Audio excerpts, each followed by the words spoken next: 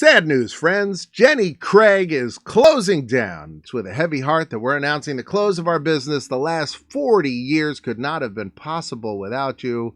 It couldn't have been. But apparently there's not enough of you trying to lose weight at Jenny Craig. Who was Jenny Craig? Well, she's still around. She's 90 years old.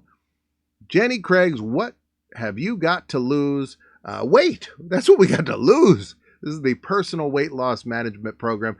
These people that do these weight loss things, they'll put out books, they'll put out video cassettes in the old days. Today it'll be some kind of fitness program. And there have been pioneers in all of these. Jenny Craig had a whole diet plan. I'm not super familiar with her diet plan. I've never been on it, but I've seen it. I don't know how much she has in the stores. I know there's lean cuisine you see. You see Weight Watchers, Smart Ones. You see a lot of other stuff. Jenny Craig, I feel like I've seen like granola bars and stuff with her name on it, but she's had her thumb in a lot of this. Bill Gates bought her horse farm. Now, I'm a big horse guy. We just had the Kentucky Derby. Jenny Craig actually owned a horse that ran in the Kentucky Derby. I think she had two that ran in the Kentucky Derby. No winners, but she had some real winners. And for some reason, Bill Gates bought her horse farm. And he bought it for like $18 million. This is a big horse farm. Rich people spending their money. Rich people like to buy horses. The rest of us like to bet on horses, so it's a fair combination. Jenny Craig actually sold the Jenny Craig Empire. This is her autographed picture. Look at that. She sold the empire in 2006 to Nestle for over $500 million. And now it's going out of business.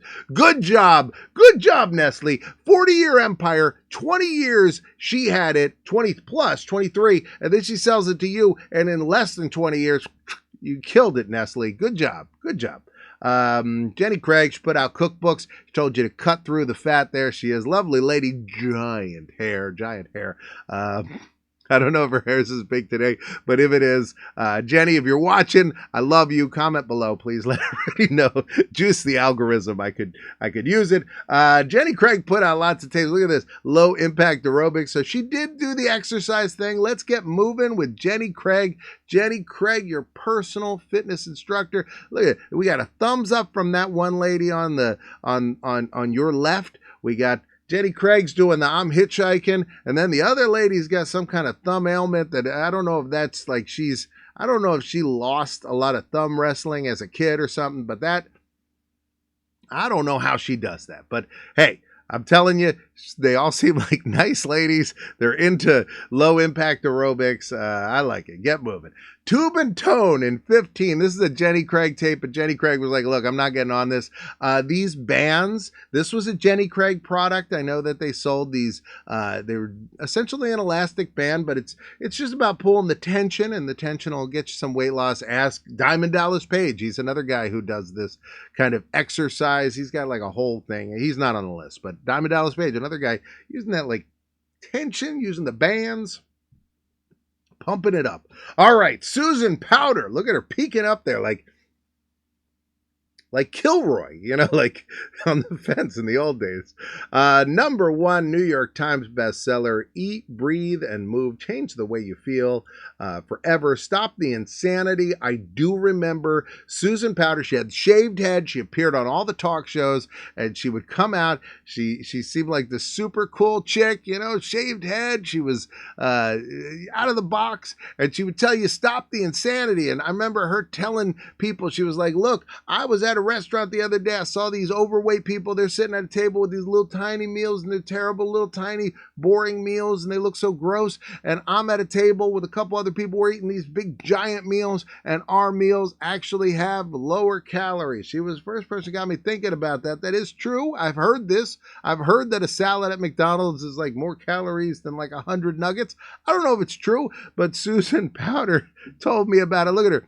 She's so tough, she's going to punch herself in the face up there in her photo. She's like, ugh, you want to lose some weight? Just knock yourself out for a couple days. Anytime you're hungry, just knock yourself out. All right, there's Susan Powder. Look at her showing off her belly. She did grow her hair, and eventually she had like crazy hairdo. She's still around, still doing it. More of a motivational speaker. You can see her signature, by the way, Susan Powder, and then she would draw like a little face with the spiky short hair. That was her trademark. All right. We're going to talk about Jean Nidich. I believe that's how you pronounce her name. She's showing it. She's like, that's how you pronounce it. But I don't know how to pronounce it. I know how to see it.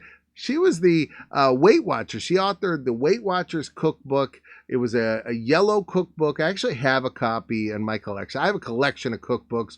Cookbooks, not so useful anymore. I will tell you, I collect cookbooks. I love cookbooks. Every now and then I look through them and I try to find a dish I'm going to create. And at the end of it, I always say, I got this, I got this, I got this. Let me Google those 3 ingredients and see what recipes I find. So cookbooks, I feel like they're not as important. But look at Jean. She had lost so much weight. She's got, look at her jacket is way too big and she got taller. Her jacket's too short now.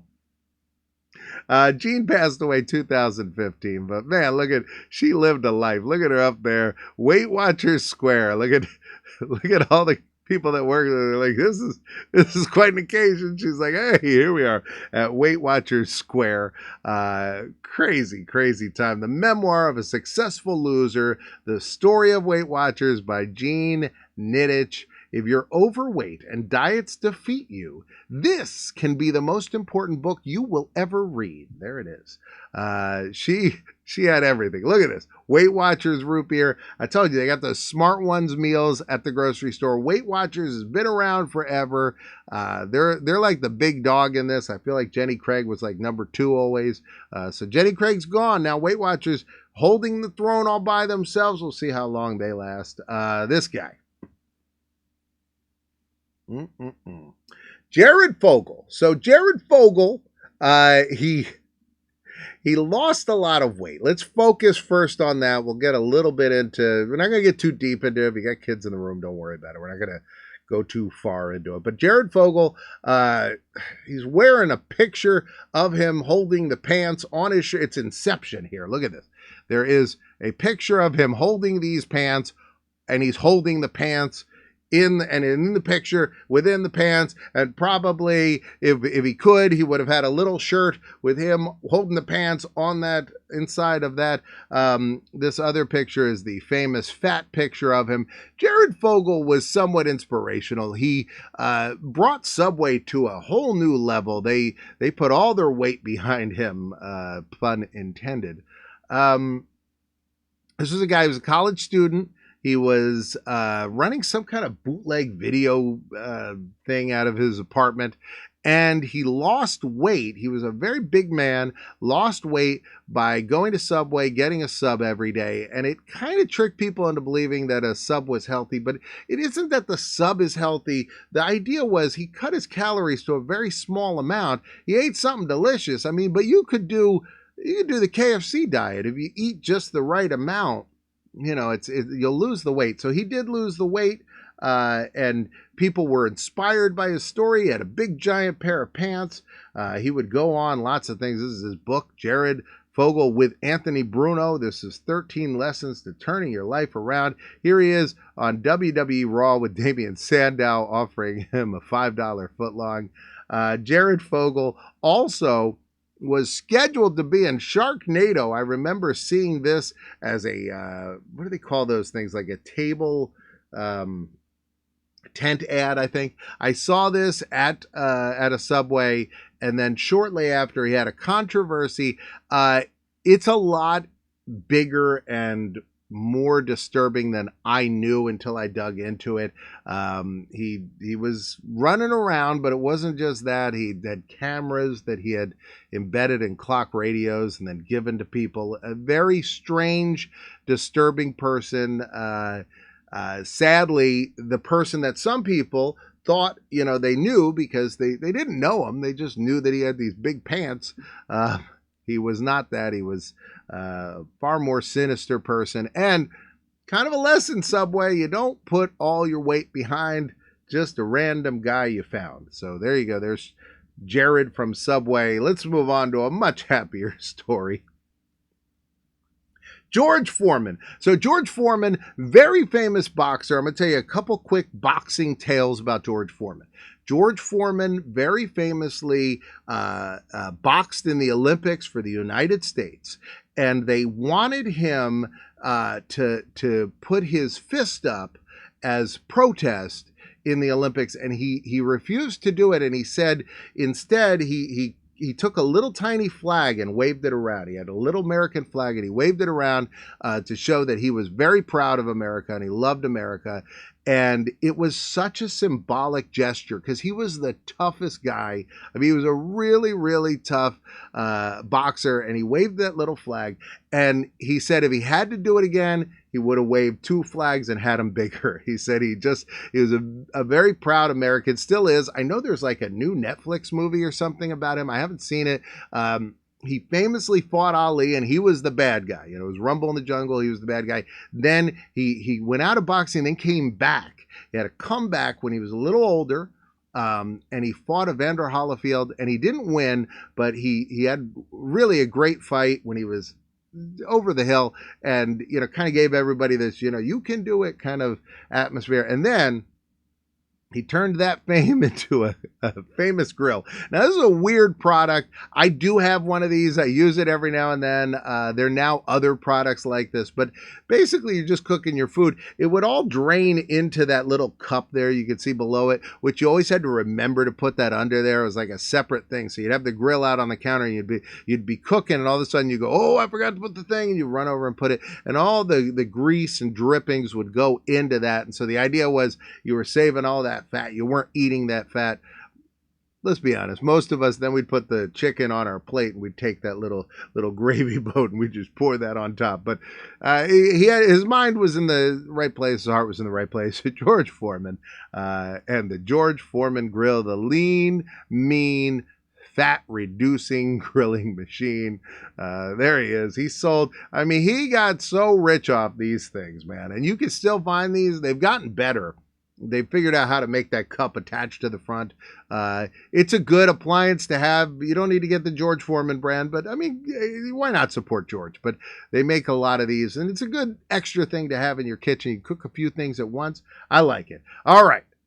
This woman, this is Judy Shepard Missett. This is her book. She built the Jazzercise empire. I'm super excited to tell you about her. So Judy, what she did was she was a fitness instructor. So she wasn't really as much of a diet person. It was all fitness, but she really inspired a lot of people with the way that she did it. So she had done these exercise classes, and she had some people that couldn't come to her classes. And so what she did was she went in her backyard and made a video and sent it to them. And very soon, the videos became far more popular than anything else. You know, people didn't want to necessarily come to her classes. They wanted her videos. And this, this is as, not rags to riches, but really like the mom and pop explosion to an empire. She started out just making these video cassettes, sending them to people that were, you know, members of her studio or whatever, and this Jazzercise took off. It's still going strong today, by the way. Jazzercise still kicking butt. Lots of Jazzercise out there. Look, looking good. Look at her. She's all stretched out. There's a leg. I don't know which leg that is. I don't know if that's her leg. But she's all stretched out, got a flower in her hair. Man, whoa! Leg all the way up. I mean, it was quite a... It says here this is choreography by her. I don't know if that's her, though. It doesn't look like her. It looks like Kathy Lee Gifford, but maybe it's her. Either way, we're moving on to... Here's my favorite. This is my favorite of all of them, by far. By far. Not my favorite picture, though, Richard. Put your leg down. What's going on, Richard? This guy brings back so much memories. This particular photo makes me think of all the times he was on David Letterman. David Letterman was far too mean to him. I love this guy. About, I think it was 2014, he sort of went into hiding. From my understanding, you've probably heard these stories. He was injured, and then he reclused himself. He became a recluse from society. I think it's a couple things. I think he probably put on some weight and didn't want the public to see him, you know, with extra pounds on him. And I think it was also a thing that I've seen happen to other famous people where they get successful, they get all that money, and they love it and they keep pumping to do more, to make more money, to do more. And then they have this moment where, for whatever reason, with him, I think it was this injury, but they have to take time off. Some of them, it's, you have a kid or something, and you take time off. Rick Moranis is one of these. I think his name probably is Richard, but Rick Moranis is one of these people where I think it's, you take the time off and you start to realize, I don't miss doing all that. And Richard Simmons, unlike Rick Moranis, has done nothing. Like, he won't do interviews or anything else, which has made people skeptical as to what's going on. But I think that's it. I think, the guy, he went away and he was like, I don't want to go back. We've all experienced this with things in our life where you're a member of a club or something, and you go to a gym and you quit it for a while, and you're like, you know what? I don't need it in my life. And I think he realized the fame wasn't what he needed anymore. He had the money. He could stay home. I hope he makes a comeback, even if it's just an appearance, one appearance a year on a talk show, Richard. If you're watching, please let me know in the comments, Richard Simmons. I need you to pump up the algorithm. But I do think I'd love to see him on TV, at least, a few more times. But I get it. I get why he's retired. But he certainly is. He sweated to the oldies, man. That was his thing. He would make these videos. He had his own studio where you could work out with him, but he had these videos where you just sweat with him. He'd be a complete goof, which is like the whole point. I learned a lot from this man. Why do you think I wear? You think I wear these for fun? You think I'm wearing a silly hat that says Colt 45 for fun? No, I'm doing it because I learned from Richard Simmons how you get people to pay attention to you. Try to be as ridiculous as possible. I'm never wearing those shorts, but I have worked out to some of his stuff. Areas like, you're still hungry? Look at Richard Simmons. Abdullah the Butcher, by the way, did that same exact pose in all of his pictures with the fork. Deal a Meal. This was the one I thought was the best. He had this wallet. You'd get this wallet and you'd open it up and it'd have all your cards on one side, and you'd slowly move your cards. You'd be like, oh, well, I think I'll eat this now. And then at lunchtime, I'm going to eat this one. Deal a Meal made him a mint. All right. Dick Gregory. Dick Gregory was a comedian. He put out this book, Cooking with Mother Nature. He was big into vegan lifestyle way before anybody else was. A famous celebrity really pushed the vegan lifestyle. I remember him very specifically. You can see him there. And this was with a guy who was the world's heaviest man. And Dick Gregory wanted to save this man's life. I think in the end it didn't work. I think Dick Gregory was able to get him to drop a little bit, but not enough. But Dick Gregory, really a weight loss guru. Here's another one, Oprah Winfrey. I know she's purchased part of Weight Watchers. She has certainly talked about her weight loss journey on television. Here is one of her many cookbooks. She's done a lot of weight loss stuff. She's very big into it. I think she has found whatever the code was. I don't know if it's having Art Smith cook every meal for you or what, but whatever the code was, she needed to lose weight. She seems to have kept off enough of it that she is at a healthier weight and is going through the later stages of her life, I guess, just getting to them. And Oprah, if you're watching, please let me know in the comments. But Oprah Winfrey, I believe, is at a very healthy weight, which is great. Good for her. Here's another guy. This is Dr. Atkins. I spent about 10 minutes looking him up because I was like, what was the name of the doctor who created the Atkins diet? What was that guy's name? I don't remember. What was the doctor? He was a doctor. He created the Atkins diet. Yes, indeed. It was Dr. Atkins. Tragic story to the end of his life. He had created this weight loss, which was very controversial, even though the concept behind it, and you still see people, I think the paleo diet or whatever is this, but it's a low carb diet. And it had been around forever. He just had a very, specified version of it and introduced it to a new public. I mean, if you watch, there's an episode of Gilligan's Island where the skipper has to lose weight, and Mr. Howell's like, well, what you need to do first is cut out all the carbs. You want to go heavy on your proteins. He talked about, this diet was not a new thing, but Dr. Atkins introduced it. The public wasn't familiar with it. People were like, you could eat all the bacon you want. This seems like a crazy diet. And then he died, and he fell on ice. He had some kind of blood clot, died at the age of 72. Very sad. But after he died, a lot of people were like, oh my God, I think he was overweight. I heard in his autopsy he had some kind of heart issues and other stuff. And so they tried to, use it as a way to smear his diet, which is always sad to see at the end of somebody's life. But the man created the Atkins diet. His name is forever connected to it. And I enjoyed hearing his stuff. I hope you enjoyed hearing about his stuff and all this other stuff. Right now, a box going to pop up above me, and you can click on that if you want. Or you can go out to the fridge and get yourself some junk food. Because look, I don't care. I'm not a diet guru. If you want to watch another video, you can watch that one. That one's actually probably about junk food. So I can't help you. But I hope you enjoyed this. Share it with a friend. Tune in tomorrow for a brand new video. I'll see you then.